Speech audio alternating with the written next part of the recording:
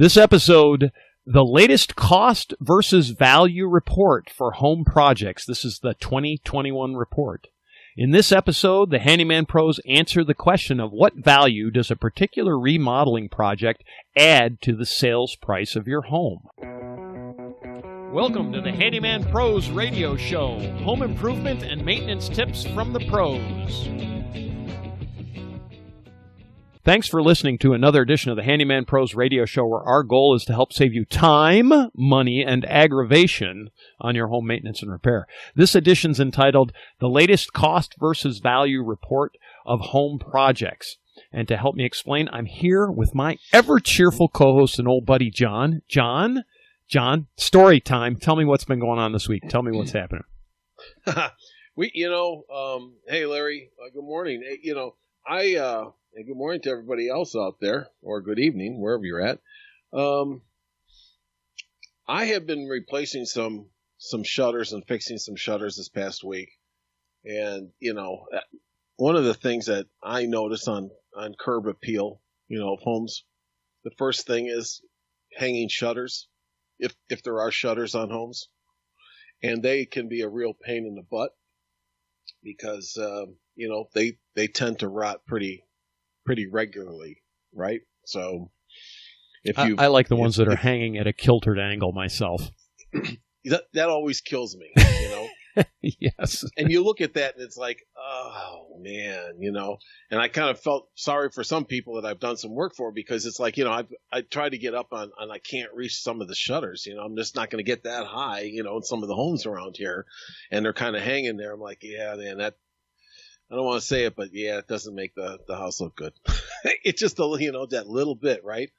So that kind of leads into what, when I was going through some of the trade rags and remodeling trade rags and things like that, that I ran across this study on 2021 of cost versus value, and specifically what it is, it's data points that they've compiled on what projects are good right now for resale, and what where they all stand. Let's put it that way. Yeah, describe this report for us. What's the name of it? Well, this is forth and so on. Yeah, so this report is the key trends in 2021 cost versus value report.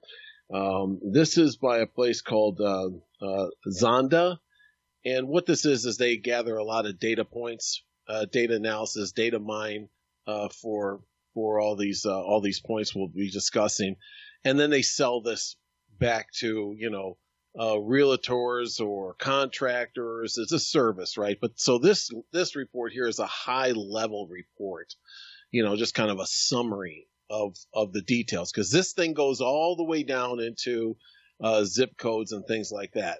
If you pay for the report and the service, right? But so it's they do this every year, but they've added a lot of data points this year, as I understand it.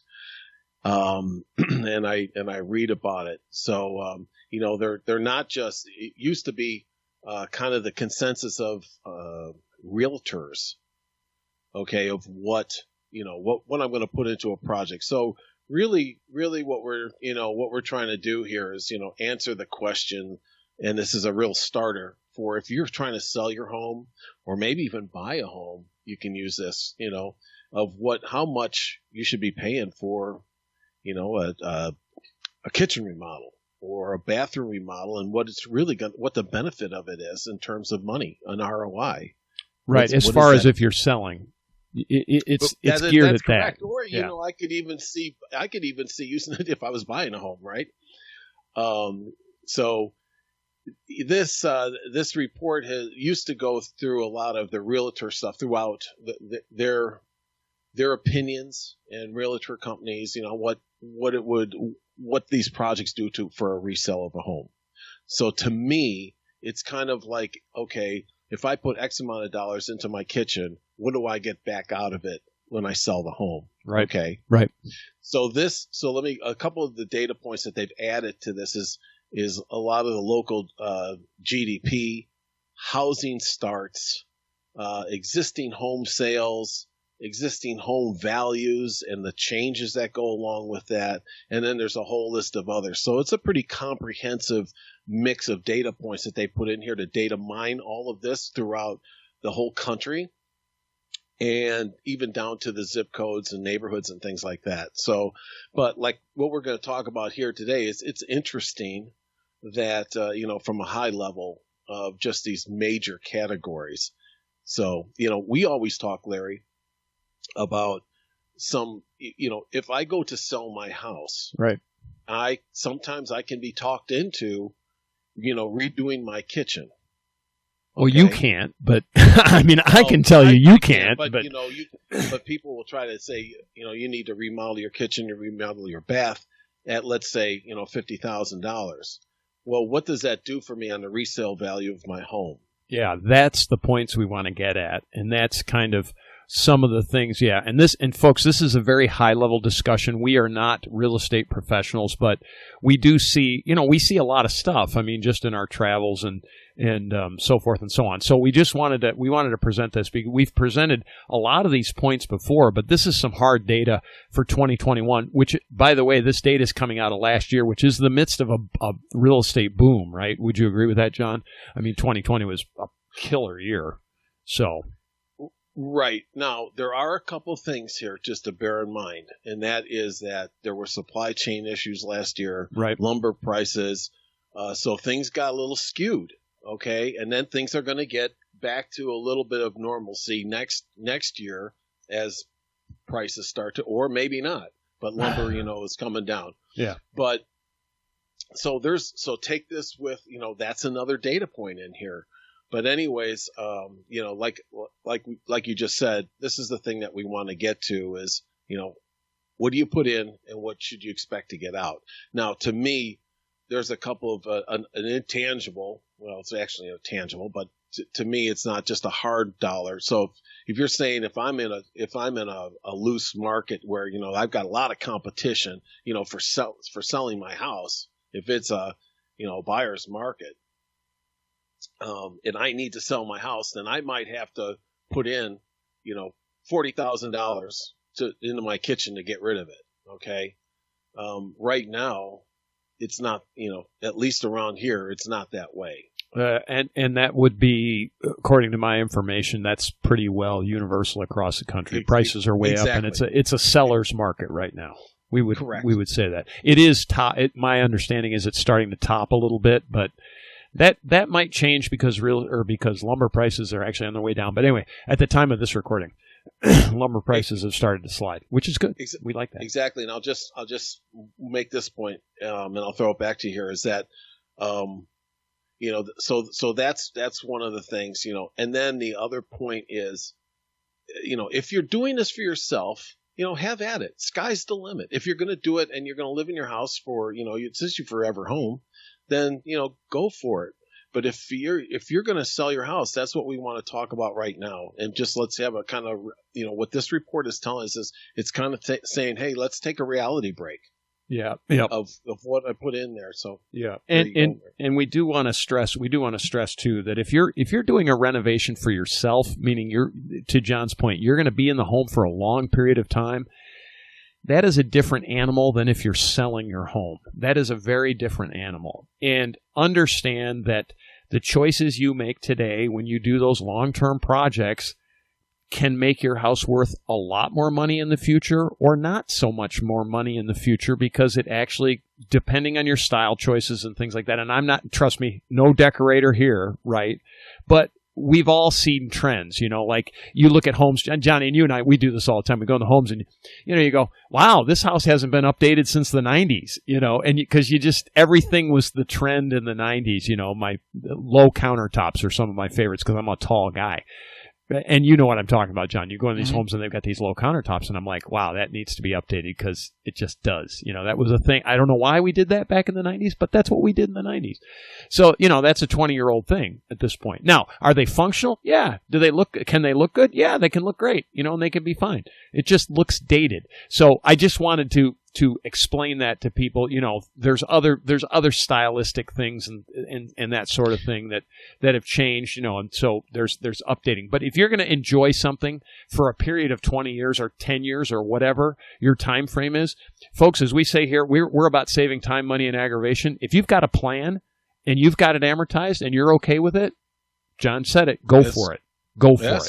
Sky's the limit. And I will say, to your point there, is that one of the things I separate now, and you'll see this in I'll just take kitchen faucets and things like that, for example, is, the basic, marketing 101, fad versus fashion. Yes. What's a fad? What's a fashion, right? Fad is something that comes in and goes out, bell-bottom jeans, fashion is, hey, it's a black suit, right? So if you catch my drift. So that's why when I look at some of these things, people, one of the things the fad was, I want to paint one of my walls purple and the other one red, in my, my dining room or whatever that was at that time. Right.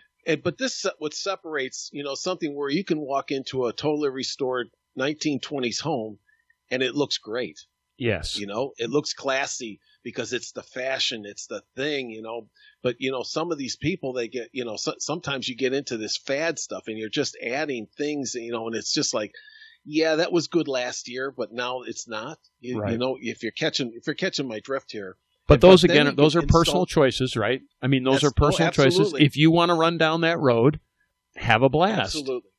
Absolutely. But if you're we're talking. So let's talk about selling the homes. Let's just, because we're getting into a design fashion thing, and I would just say that some of those looks from the 20s. There are timeless design elements that never really change, that are always timeless, right?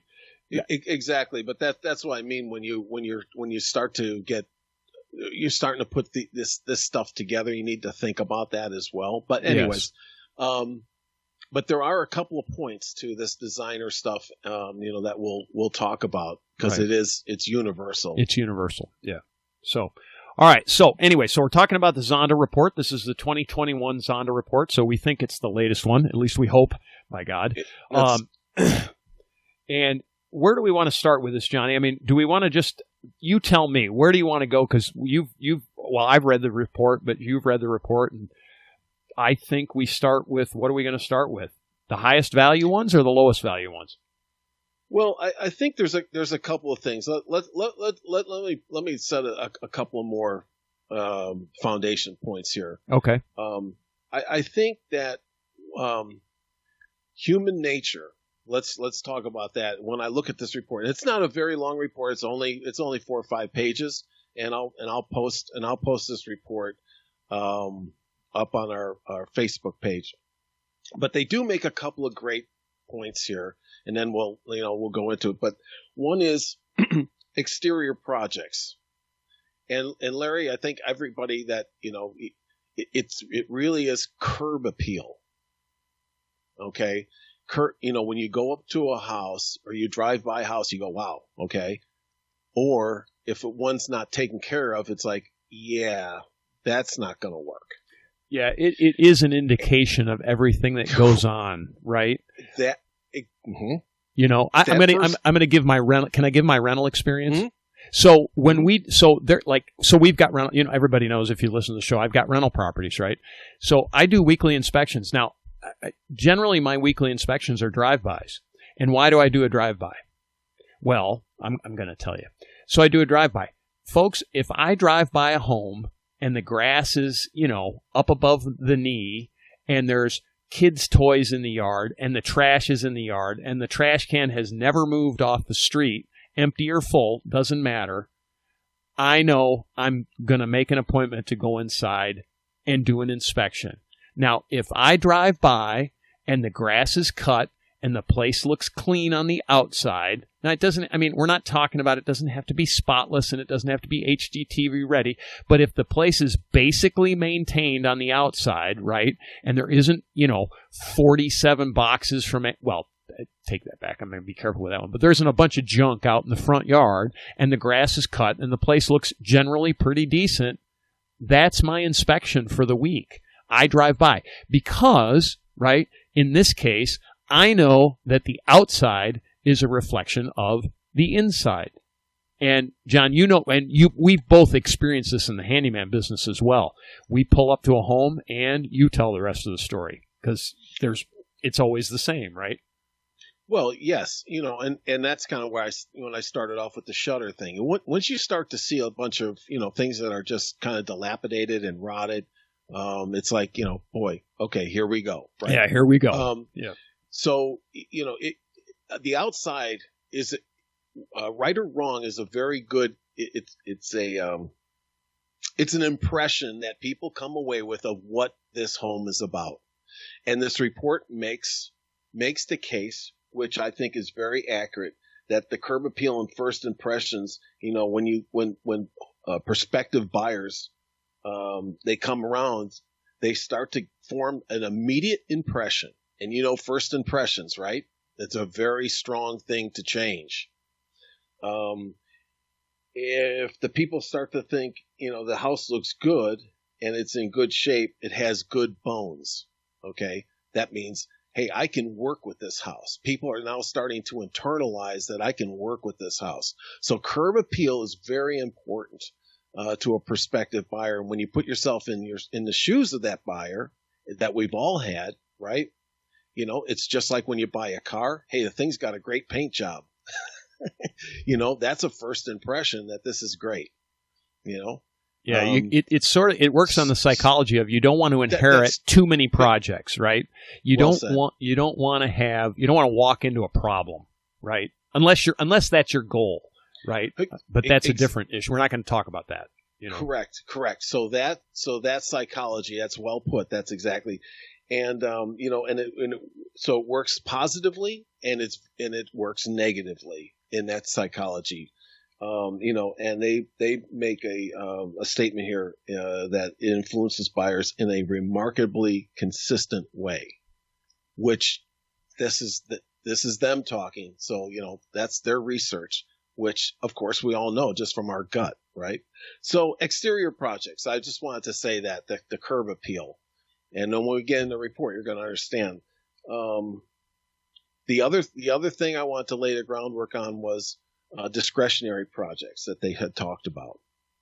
Okay, discretionary projects being, let's take a kitchen or bath remodel. As we've said on this show before, and my opinion has always been, no matter what I do to my bath, you're not going to like it. Okay, I'm going to put the most expensive. To me, I'll put the most expensive tile in my bathroom. I'm going to do the best this. I'm going to do the best woodwork. I'm going to put the best cabinets, and I'll be darned if people walk in there, and they'll say, not going to like that. I don't like that. Well, there was a story you told on a different show quite a long time ago about one of your neighbors, and he goes to sell his home, right? And he puts in new carpet someplace.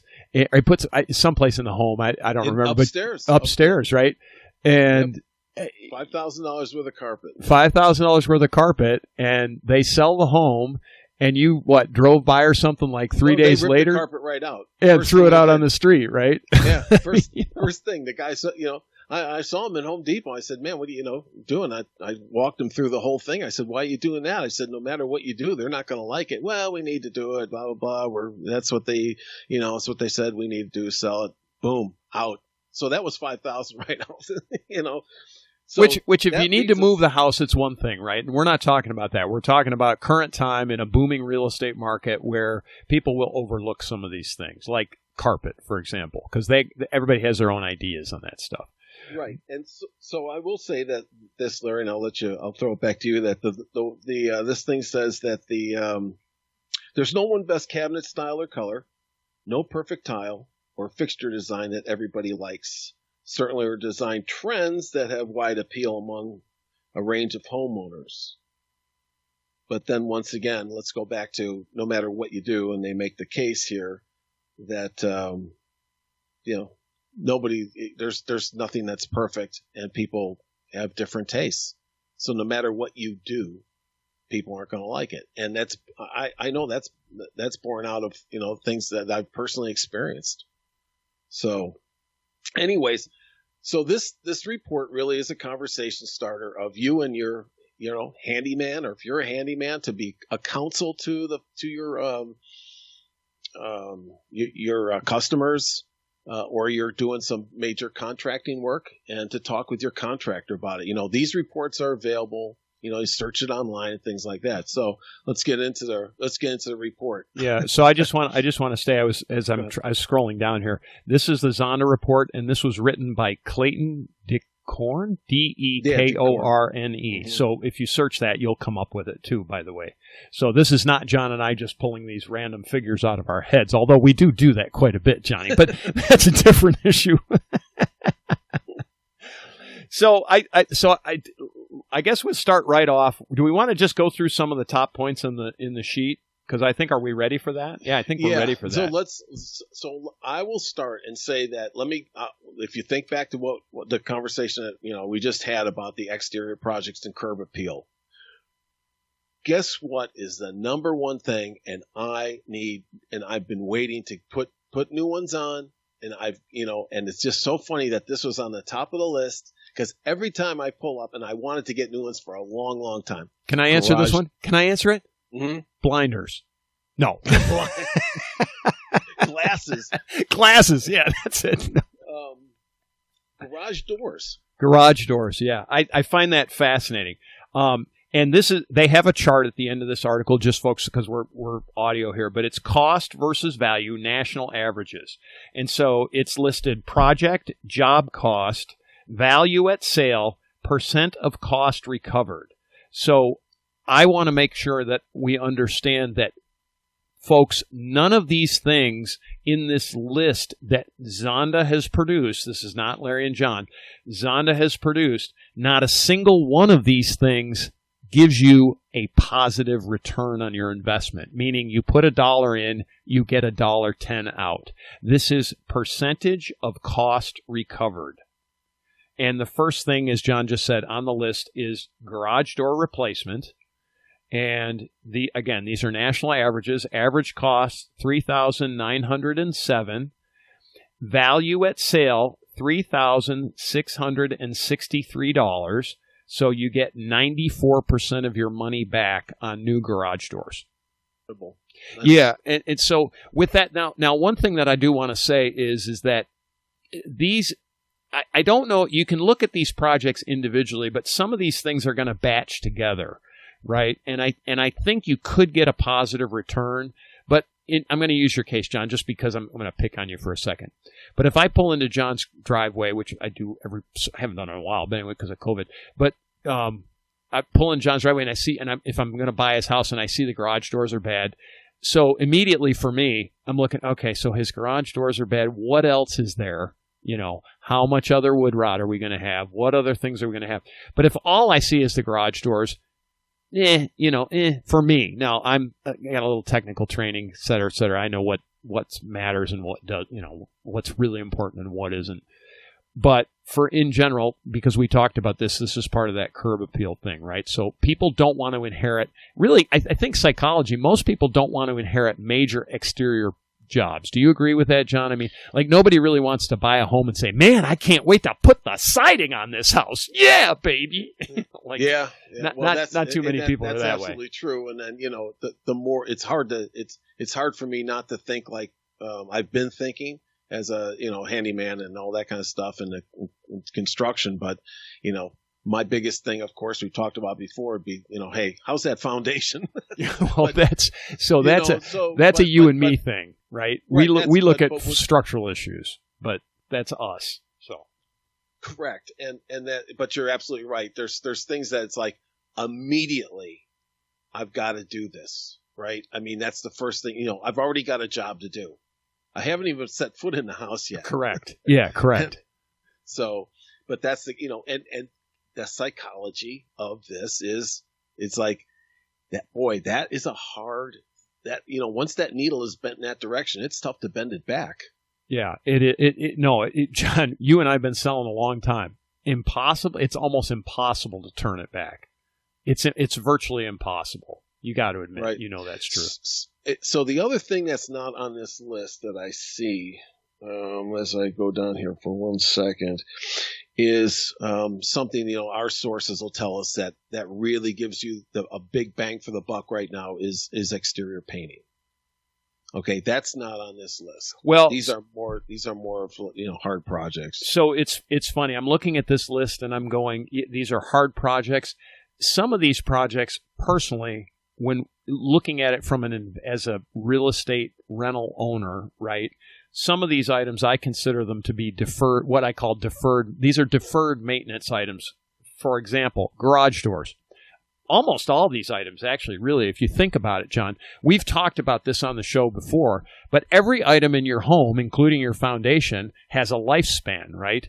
Nothing lasts forever, right? And you agree with that, right? I mean, nothing lasts forever. Now, some things obviously last quite a bit longer than others. But if you were to take and actually amortize out what the cost of all this stuff is, and you need to do that, or you don't need to, but it's a different thought process. So we do this in the rental properties. We know if we put a roof on today, we should get an average expected life expectancy out of it of 20 years. You're just using round numbers, right? We should get 20 years out of an asphalt roof. If I take the, $5,000 I'm just using numbers, $5,000 for that asphalt roof, and I divide that by 20, what do I get? I get $245 a year or so, right? So every year, that roof costs me $245 approximately. I don't even know where I came up with that number. But anyway, it costs me $250 a year to have that roof on the home. And they talk about roofing here, about how you only get 61% of your money back on an asphalt shingle roof, right? But the thing is that that's really a deferred maintenance item. You should have that kind of thought in your head. You're gonna need a new roof sometime, right? Do you agree with that? No, absolutely. But I think, in the context of this report, it's what you're getting back out of it. Like if I put that money into it and then I went and turned my house around in the next 6 months, I'd probably only get that much out of it. Yeah, you get 61% of your money. over the lifetime that I have it. So I think, back to what I believe what we're seeing here is that if, you have to be careful about where you're putting your money and how much you're going to get back out of it. Right. If you do it to sell your house. There are some things that a minor kitchen remodel of what, about $26,000 here. The value at sale would be about $18,000 or let's call it $19,000. It's $18,009. So round up $19,000. That's 72% of your money to get back out. Now, okay. Minor remodel, maybe some new countertops, some new this, that, and the other. But that might not be, even though it's 72%, Larry, it might not be that bad. I know it's not, it's not like you're putting your money in the market and you lost that money, right? 30%. But if it did help to sell the house and you get some money back and it boosted your cost up above, maybe that this is the thing, right? It's kind of like the balloon, squeeze it on one side and it blows up on the other. But you kind of have to figure this out yourself of how much money you want to put into a place if you're going to sell it. Right. And I think, once again, they make the point in this report is that this is a conversation starter for you and your contractor if you're that person that's going to sell your house. So I don't know, Larry, maybe I'm tainted this way. Is that I just don't want to be duped into spending a whole, $40,000 on a remodel and I only get $20,000 out of it because I just lost $20,000.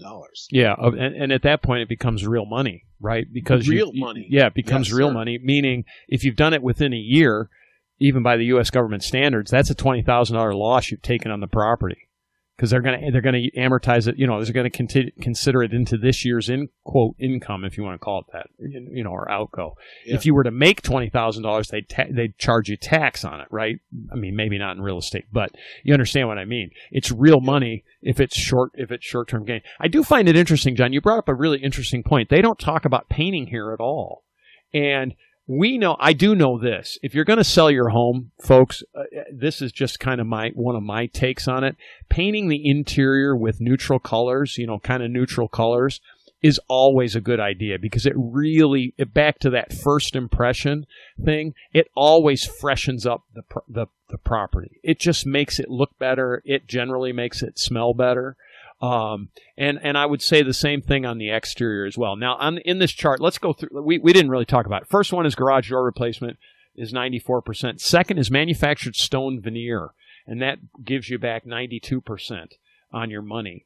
Minor kitchen remodel, and then it goes at 72%. So it's pretty precipitous. It's in the 90s in the first two, then it goes to 72, then it drops into the 60s, which is siding replacement with fiber cement. So hardy plank or some sort of kind of thing like that. That's 69%. Window replacement with vinyl windows, 69%. Vinyl siding replacement, 68%. Window replacement wood, 67%. There's a bunch in the 60s. So those are kind of, and then it drops off, and it takes a while down for a major bathroom remodel and universal design takes you to 58. Major kitchen, 57%. Metal roofing, 56%. And folks, if you're going to replace a roof, careful doing metal because for resale reasons. Some people love metal roofs. Some people hate metal roofs. So just understand that that's a really in my opinion, very controversial repair. It might depend also upon where you depends reside. Where you live as well. Also, yeah, there's a lot of issues that go on there.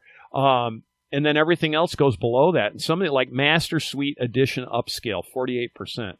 And average, here's a telling statistic. Master Suite Edition Upscale, average cost $321,000.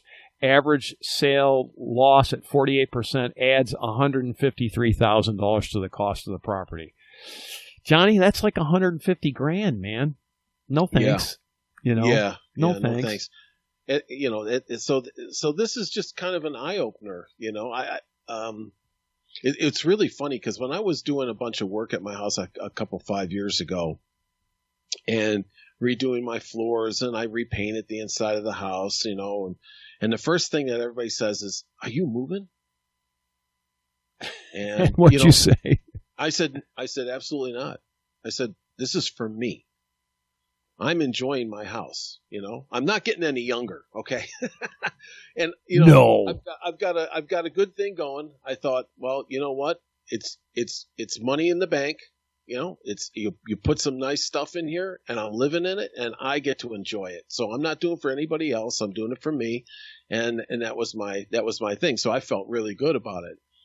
A lot of people, though, you'll see the dumpster out on the driveway, and here comes the old, out goes the old bathroom, and in comes a new bathroom, and the for sale sign goes up. And Lord knows how much they just, put into that thing. Right. And because it needs to be updated, it's just not. But that's still, anyway. We've discussed this a lot in previous shows. We really have, and we just want people to be. We just want, what?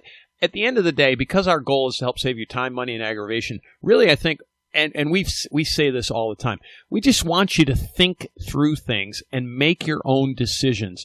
Don't just necessarily listen to your real estate professional friends or your I don't know, your mother-in-law or whomever you take advice from. Do some independent research and take a look at things like this, like the Zonda report, and understand that maybe there's a better way. And Johnny, you and I both, we drive numbers, right? So we always look at if I put this much in, what do I get out of it? That's called value. We are value driven, right? Would you say that we're value driven? And for me, it's like if I'm going to sell a home, I'm going to work on the things that are going to bring me the most value. And this Zonda report definitely tells me that exterior is the way to go. They didn't talk anything about landscaping either, John, but having decent, it doesn't have to be magnificent, but clean, updated landscaping. It's particularly on my mind because I'm working on a rental property right now that's so overgrown that it's just like, oh my God, it's like a jungle. And It's crazy. It'll kill your value because it's just that kind of project.